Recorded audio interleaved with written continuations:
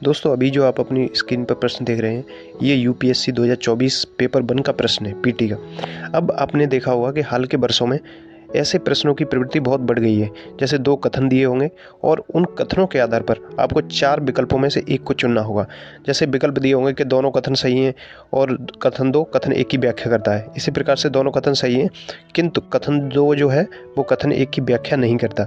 इस प्रकार से दिया हुआ कि कथन 1 तो सही है लेकिन कथन 2 सही नहीं है, और इसके अपोजिट दिया हुआ कि कथन 1 सही नहीं है किंतु कथन 2 सही है। हम देखेंगे कि दोनों कथन जो दिए हैं उनमें से गलत कथन कौन सा है। जैसे ही हम एक गलत कथन को प्राप्त कर लेंगे या जान लेंगे कि कौन सा कथन गलत है, वैसे ही हमें सीधा डायरेक्टली आंसर प्राप्त हो जाता है।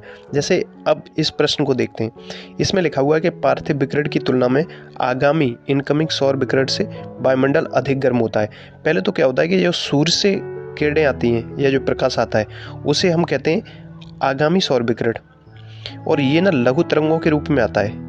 ये जो है ना ये लघु तरंगें होती हैं और इन तरंगों को या इस ऊर्जा को पृथ्वी अवशोषित कर लेती है, और जब पृथ्वी अवशोषित कर लेती है तो फिर जब ऊष्मा को अवशोषित करेगी तो गर्म हो जाएगी, और गर्म होगी तो अपने जो एटमॉस्फेयर होता है उसमें पुनः से प्रवेश कराएगी।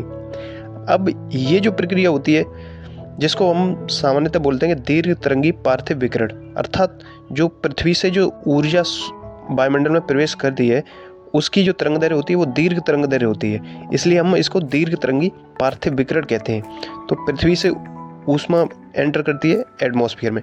अब यहाँ पे जो लिखा है ये लिखा हुआ है कि पार्थिव विकिरण अर्थात पृथ्वी से जो विकिरण हो रहा है उसकी तुलना में आगामी अर्थात सूर्य से जो ऊर्जा प्राप्त हो रही है या विकिरण प्राप्त हो रहा है उससे वायुमंडल अधिक मात्रा में गर्म होता है। ये जो है ये स्टेटमेंट जस्ट अपोजिट लिखा हुआ है। अर्थात क्या होता है कि पृथ्वी से जो विकिरण हो रहा है, जो पार्थिव विकिरण हो रहा है, उससे वायुमंडल इनकमिंग जो सौर विकिरण होता है उसकी अपेक्षा अधिक गर्म होता है। इसलिए ये जो स्टेटमेंट लिखा हुआ है ये ठीक अपोजिट लिखा हुआ है, इसलिए हम इसको गलत मानेंगे। और जैसे ही हमने कथन 1 गलत माना वैसे ही हम देखेंगे कि ये कथन नहीं हो सकता, एक विकल्प सही नहीं हो सकता क्योंकि कथन 1 कथन 2 दोनों सही बता रहा है, तो पहला विकल्प खत्म हो गया। इसी प्रकार से दूसरा भी नहीं हो सकता क्योंकि इसमें भी दोनों सही हैं। इस प्रकार से अब अगर हम देखें तो हमारे पास 2 विकल्प बचे, इसमें से लिखा हुआ है कथन 1 सही है तो ये भी गलत हो जाएगा। अब हमारे पास केवल एक कथन बचा, तो यही जो कथन होगा या यही जो विकल्प होगा उसी होगा वही इसका आंसर होगा। जैसे ये लिखा हुआ है कथन 1 सही नहीं है किंतु कथन 2 सही है। अब हमने देखा कि पहला कथन सही नहीं है और दूसरा कथन सही हो या नहीं सही हो हमारे पास एक ही विकल्प बचा है, इसलिए आंसर यही हो जाता है। लेकिन हम दूसरे विकल्प को भी पढ़ेंगे।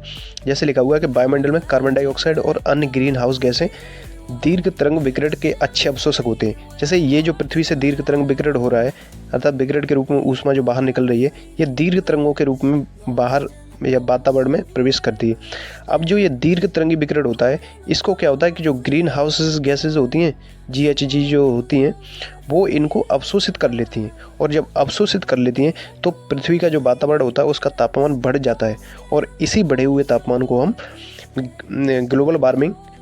ग्लोबल वार्मिंग कहते हैं या वैश्विक तापन कहते हैं। तो इसलिए पहला गलत है और दूसरा सही है, तो आंसर हमारा हो जाएगा डी।